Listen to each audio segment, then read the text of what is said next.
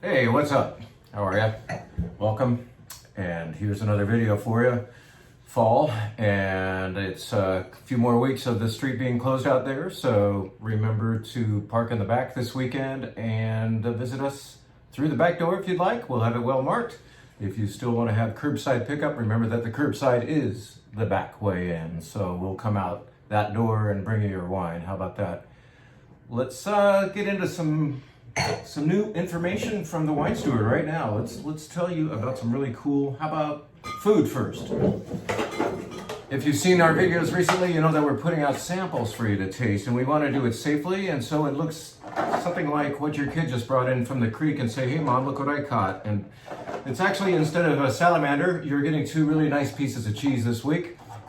One is called Mimolette, and one is called La Muse Gouda, and they're both from Europe, and they're both freaking great, and they're both orange in color. And we're often comparing one to the other, and when you haven't had the opportunity to taste one next to the other, you don't necessarily know that they are different. Well, we can actually already see that they are different in color. The lighter colored one is the La Muse Gouda, and that dark one is Mimolette. We've talked them both up before.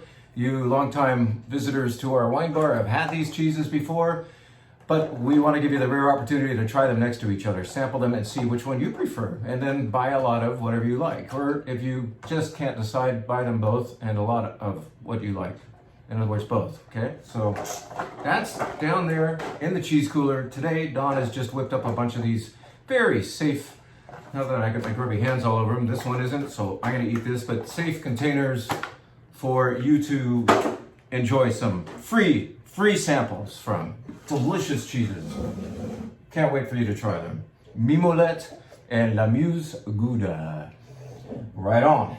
Let's bring you now to our favorite subject, which is called wine, and tell you that it's pretty awesome that we've just brought aboard a wine that is not only locally grown, it's grown with education in mind. It's grown and made with education in mind. In fact, this is from the newly bonded winery that is actually at Las Positas College. So they have given it the name Campus Hill Winery, because on Campus Hill, right as you drive into Las Positas College, if you take the right road, you're going to see a vineyard, several acres there of vines dedicated entirely to the campus. So the students there learn how to farm it.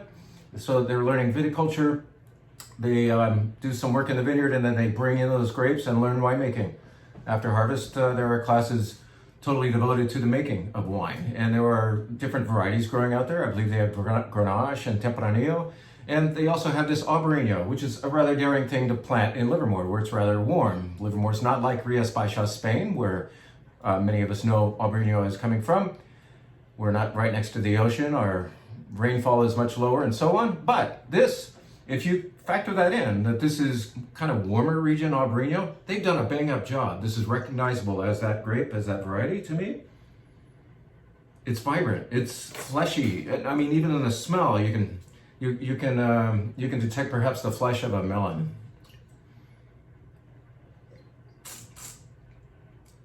The acid's there. They picked at the right time. It's really critical to know as a vineyardist what your situation is by being like a great chef. You're a great observer of your circumstances, and you're going to pick perhaps this grape a little earlier in the season in order to keep the acidity, and they did, and yet it's got great varietal character. Even somehow a little bit of Albarino saltiness, even though there's not a lot of salt air around here, right? Just very proud to say that we have paired up with those guys over there, the education department, the wine and viticulture education department at Las Positas College, in several different ways over the last year. We got to teach a class there, Wines of the Old World, last semester, while Dave Everett, who pretty much runs the whole scene out there, was on sabbatical. And now Dave has in fact had us select the wines for his Wines of the New World class that he's teaching right now. And now Dave shows up and shows us this nice Albarino, and we say, let's keep this partnership going. Let's participate. Let's bring in this delicious Albarino. So you can bring it home. Campus Hill Winery from Las Positas College. Let's tell you about something that doesn't aspire to be Spanish. Now let's tell you something that is in fact Spanish. and to say, yes, there are a few more beautiful warm days ahead of us. I've looked at the weather forecast for the next week, and whereas I wish it would start raining, I don't see my spit bucket, so. I wish it would start raining, but it's not going to yet. Instead, we're going to have some nice sunny days next week. So why not keep these refreshing bright whites in the refrigerator? This one just got here, just in time for next week's little heat spell that we're going to have. Fortunately, it's not going to be dramatically hot, but this wine called Verdejo will come in handy next week. It's coming in handy right now. This is called Menade Verdejo. It comes from the most famous region for Verdejo in Spain called Rueda. Rueda is just north of Madrid, and therefore it is pretty much the house white wine of Madrid. If you go by all the restaurants, all the places that serve tapas on hot afternoons in Madrid, and you see the sandwich signs out front, you see that the specialty tapas are all listed, and then Verdejo by the glass, 3 euros, 2 euros, whatever. It's everywhere. And it fits warm weather perfectly because it's bright and lively and it reminds me a little bit of Sauvignon Blanc, a little. It's not as grassy, but it's still got that dynamic, zingy, citric quality. Maybe a tinge of grapefruit. Very lively. No oak at all. You don't want to oak this. Some people do, and they're wrong. They shouldn't. It's just criminal.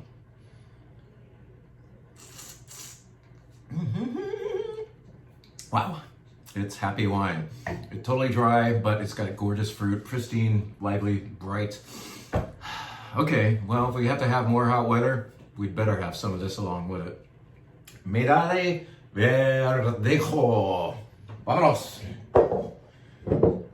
To completely change the subject to a deep, dark red wine that I intend to drink a lot of this winter.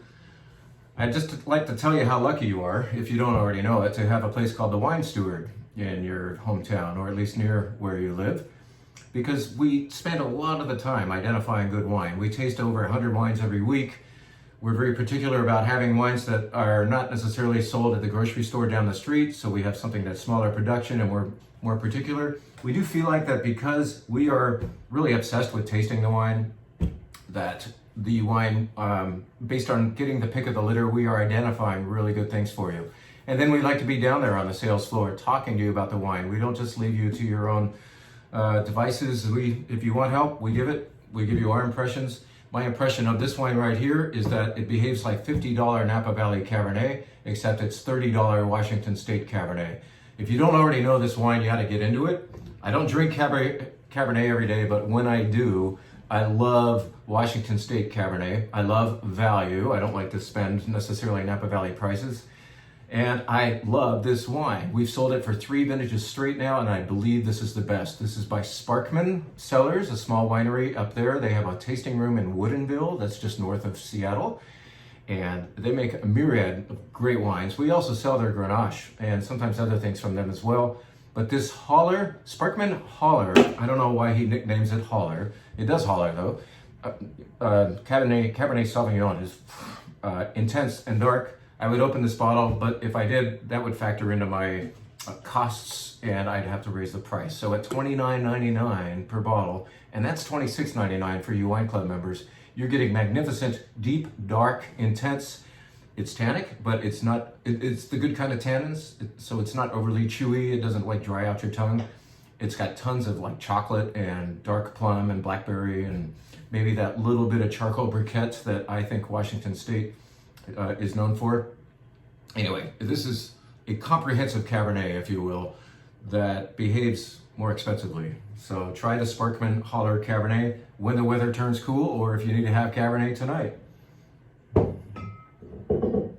The main topic today, ladies and gentlemen, is that next Friday night, 1 week from now, it's barely been announced yet. We have not even sent an email about it yet. We have our great friend Tom Kelly Zooming with us again. Tom is a pro on Italian wine. He works for an importer called Small Vineyards, and many of you already know how wonderful a presenter he is. Unfortunately, we can't have him on the mezzanine, but Tom has already been with us for one Zoom event and has proven his worth with that venue. So we are going to do that with him again because he has tasted us on a lot of let's say, fall-oriented reds to celebrate great cooking as we head to the kitchen away from cooler, worse weather, and we head to the kitchen to cook. And Tom Kelly loves to talk about wine, and not only that, but what to eat with each one of these wines. I'm gonna make things up.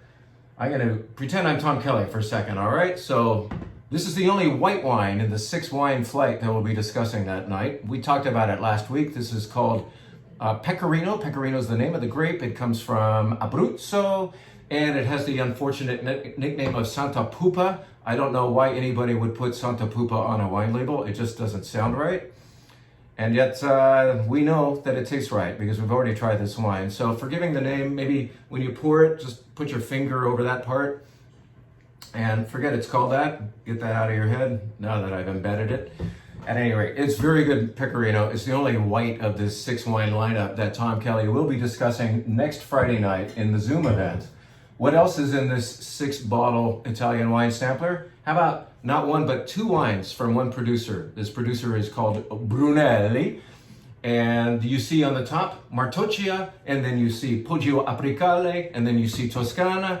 And all of those things don't really mean that much to this event and to me right now. What is important is that this guy named Brunelli makes it, which is kind of an interesting name. I will have to ask Tom.